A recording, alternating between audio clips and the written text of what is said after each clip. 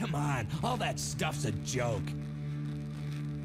The Avengers is the biggest franchise of all time at this point, even beating the unstoppable juggernaut that was Star Wars and outgrossing Blue Monkey Ponytail sex at the box office. You'd be hard-pressed to find any person who hasn't heard of one of these characters, and even more so to find someone who doesn't love at least one of them. It's difficult to imagine a time before, when these characters were all obscure nobodies, except like Captain America and maybe Iron Man? I mean, before the movies took off.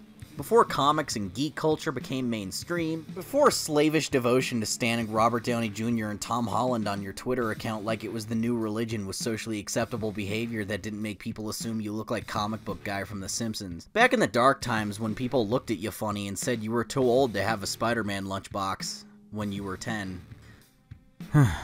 The first cartoon based on the Avengers premiered in October 1999, in a world that didn't have any hype or expectations of what the Avengers ought to be like. You'd think that would make this show really refreshing and unique, but boy is it rough around the smoothly shaded edge. Avengers, united they sit. This review topic was picked for the $100 tier on my Patreon by Mitchell Paul Martinez. If you have something you desperately want to hear me mispronounce the title of and then complain about for 10 to 20 minutes, you can go give suggestions through there or just simply support the channel because oh boy, things are getting dicey out here. Stop right there, or I'll release this deadly bacteria.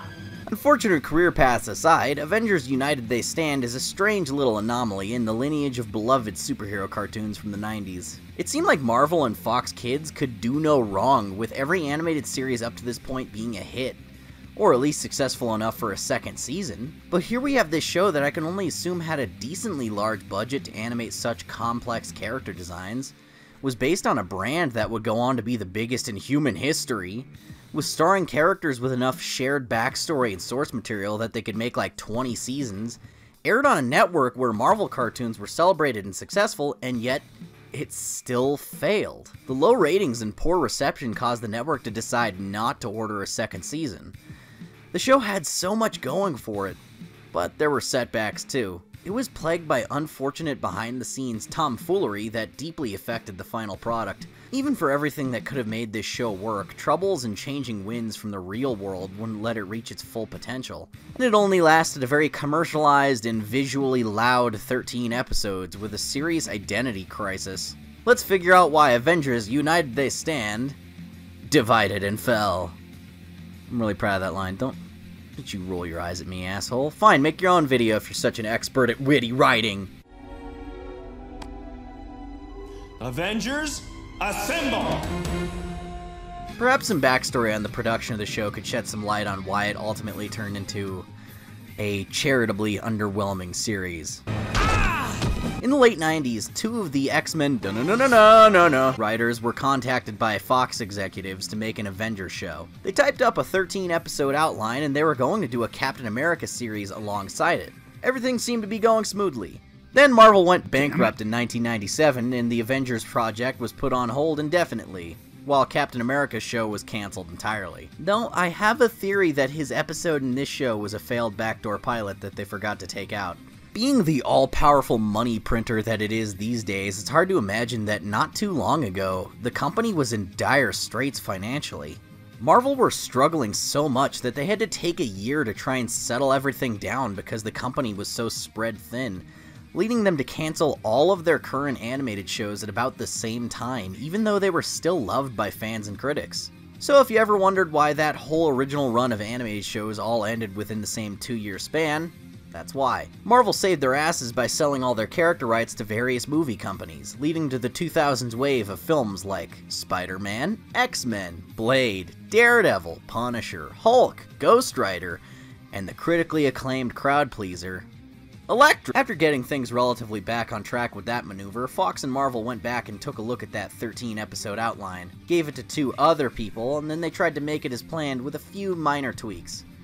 Except, all kinds of shit from real life kept bleeding in to make the cartoon suck. Yes, it sucks, I'm sorry. I'm sure someone who enjoyed it at the time because they were like 5 will tell me I'm a poser and my opinion is invalid because I was only 1 when it was out and I'm too young to have an opinion on things, blah blah, nostalgia goggles, blah blah. First thing you'll notice is off is the team roster. We got Disney Plus nobodies like Hawkeye, Vision, and Scarlet Witch. These days, the MCU has made all of these characters common knowledge, but in the 90s, this was a real, huh? What? Set of characters to use. Made even more confusing by nobody in the universe's favorite characters, Wonder Man, Tigra, and Baragon. Tigra's voiced by Rogue. Hey Hawkeye, I wanted a real workout. To cap it off, for the team leader, we have Ant-Man. Ant-Man is the leader of the Avengers. Janet deserved a better team to be on than these guys, damn it. Show some respect to the lady who named the team. And also had sex with Magneto once. Oh boy, that's awkward. Ooh, stupid sexy Waspinator. This lineup is based on the lesser-known West Coast Avengers, which seems like an odd choice because you have all these superstar characters that people loved and... Oh wait, the rights issue! So remember how I said Marvel started selling character rights to different companies to make enough money to save themselves from collapsing? That also affected what characters could appear in their TV lineups now. Spider-Man was now owned by Sony, and that's why he didn't hang out with the Avengers until their next cartoon over a decade later. And we can infer that Captain America, Thor, Iron Man, and Hulk were now unable to star in their own shows for quite a while due to all these complicated contracts about who owns what. Thankfully, they were able to have small cameos here and there in United They Stand. And I guess stuff like X-Men Evolution had that Captain America episode. Or that Fantastic Four show that was full of one-off appearances.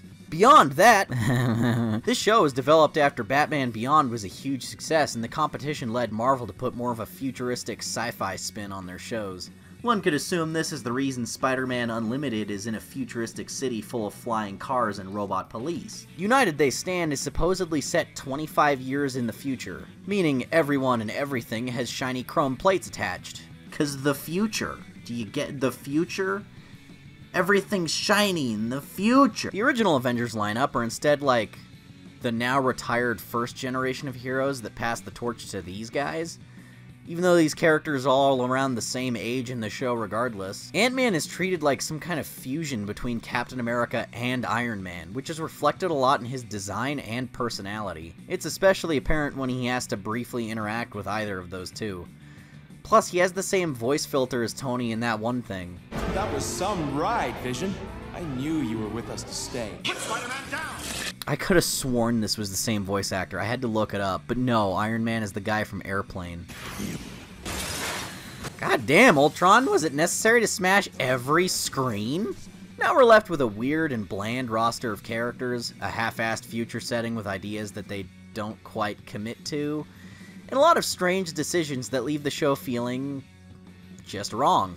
There were so many elements that they had to clumsily include or dance around due to the real-world corporate politics that the series arose from and was now likely way different from that original 13-episode outline.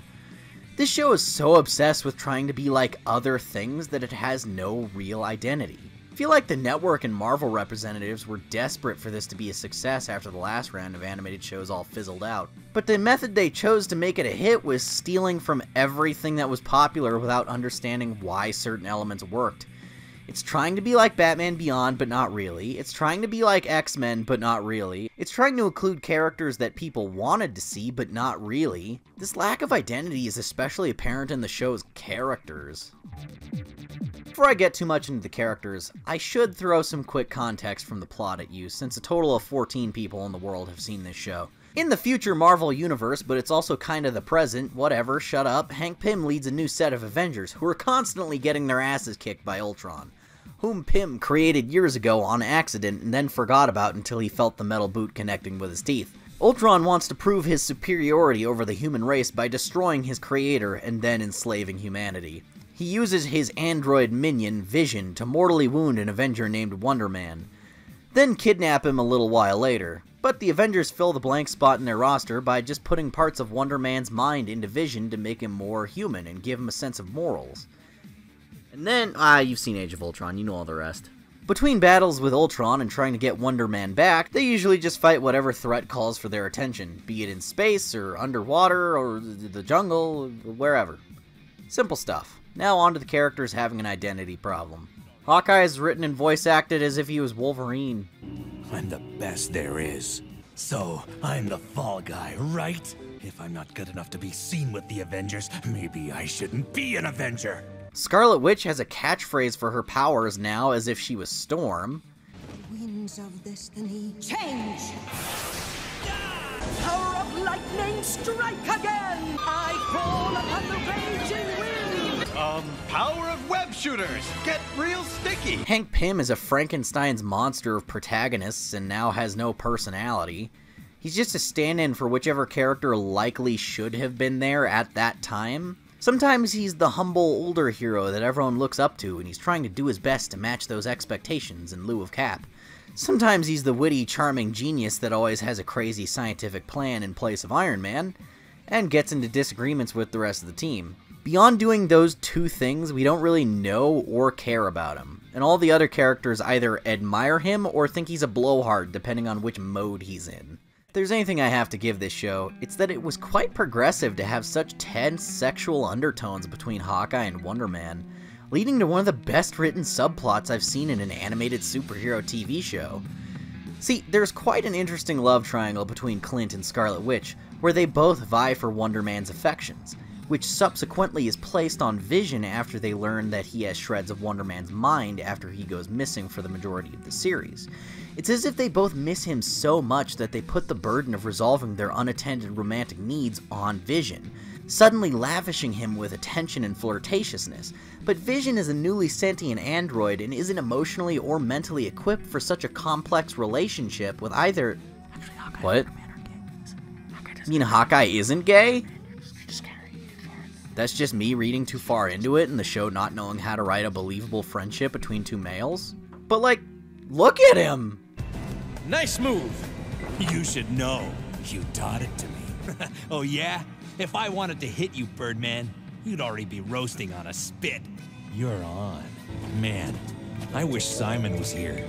As I do. That's rather strange behavior from you, Vision. That's okay, Wanda. It's just Wonder Man nailing me from in there. I owe him one. Whatever, my idea was more interesting anyway.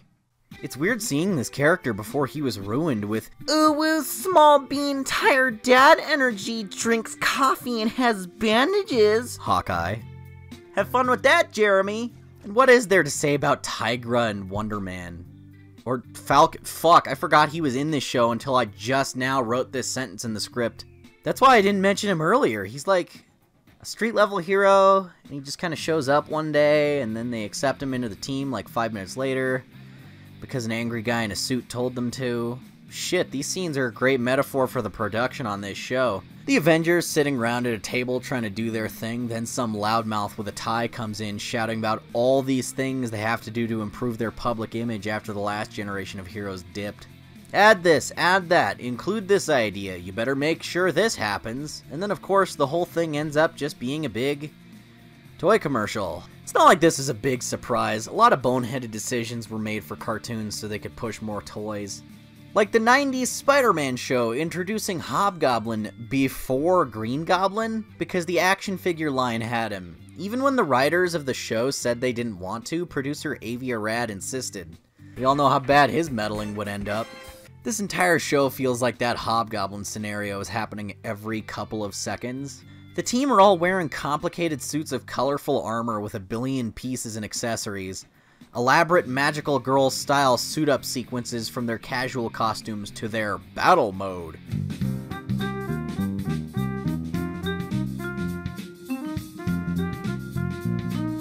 Hawkeye's bow apparently snaps in half and clicks into his backpack. It even sounds like an action figure.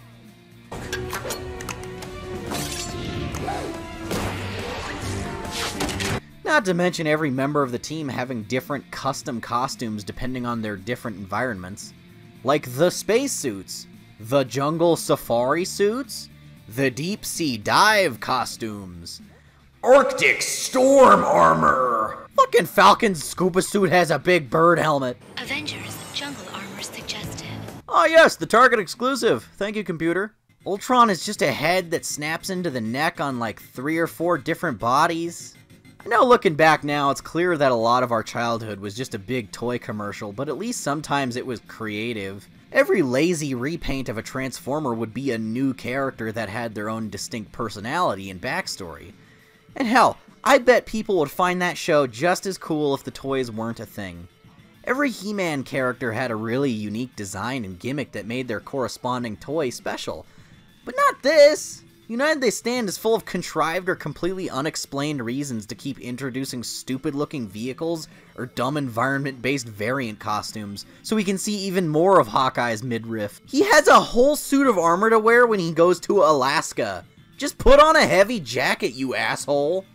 And what's with the stupid letter A badge on the suits? It just conflicts with the costumes because a lot of these guys already have an initial on their costume. Why is Hawkeye's hairline so low? Ant-Man, or should I say, Father. Henry Pym, or should I say, Father. Must I remind you who is in control here? Father, Father, Father. It's all so cynical and depressing.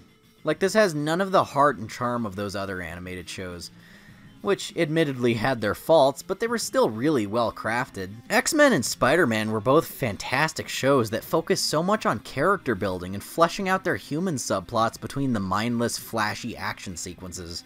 Avengers, Untitled They Plan, has the absolute bare minimum of character and world building. Everyone seems to know who everyone else is already, so characters like Namor or the Masters of Evil are just, oh, those guys, to the heroes. The team themselves all have one personality trait each that informs their every decision, and the only one I can remember anything about is Tigra. She has a crippling fear of water, because she's a cat. Perhaps the most baffling thing of all is the look of this show. It's hideous in a very unique and special way. Let me explain. Think of a show like The Simpsons. Every character is colored with one flat color, and they don't really have any shading unless there's a scene with more dramatic lighting. Or, you know, the movie has more budget. Then you have a show like Spider-Man the Animated Series, where the shading is relatively simple. You got your base color, and you got your shadow color. This is called cell shading, specifically two-tone cell shading. A slightly higher budgeted show like X-Men could do more complicated shading, with a base color, a shadow, and a light tone to further imply the light source, and even some heavily black areas that look like the inking of a comic book. We can call this one three-tone shading, I suppose. Then you have a show like United They Stand, which is the only show I've ever seen to have a base color, light tone, shadow, and even brighter light tone. So I guess it's like four-tone shading? It makes every character look like an ugly, reflective monstrosity. It's too many conflicting colors, and now you have this giant gradient across someone's costume from the light source that just clutters up the already busy character designs. That couldn't have been cheap or easy to animate, and it's such a bad idea that it makes the show hurt to look at for long periods of time. My leg fell asleep, it hurts so bad. Ow! Oh, it hurts so bad. The visual style is like watching a bunch of Hawaiian shirts tumbling around in a laundromat dryer with some tie-dye and a big orange and brown blanket for the backgrounds, which is really unfortunate considering how detailed these painted backgrounds are. It's just overshadowed by the gross-looking characters standing in front of them and the lack of a unique color palette. This visual style is also not helped by the nearly constant animation errors. Wise choice we made when we named you leader of the Avengers. You will need me. I'm fine, Hank, please. Better go after swordsman. Minutes and we'll have those missile points. Oh! He's out of us now. Is that right, Bright Eyes? Oh yeah? If I wanted to hit you, Birdman. It's not a show I necessarily hate, despite how much I ripped on it, but it's frustrating that it turned out how it did considering the streak of great shows it broke by being the way it is. It's a series that feels built by committee for maximum profit, coming off like a highlight reel of everything wrong with 90s superhero cartoons without any of their positive traits. People like to pick apart the MCU for being formulaic and just plugging in aspects that have been focus test approved to make money. But those films use those traits because they work, and as much as we bitch, we still watch all of them. This is a formula of completely conflicting and random traits from far more beloved properties plugged into a bloated monster that now isn't sure what it wants to be. God, I'm trying so hard not to compare it to Justice League because I don't want the comment section to become a war zone, but yeah. Well, I don't know, maybe they'll fix that next year. Anyway, if you have that much free time to kill, you should check it out since it's now streaming on Disney Plus alongside other hit shows like Superhero Squad, The Mighty Ducks, and LEGO Star Wars The Freemaker Adventures. What the fuck is that?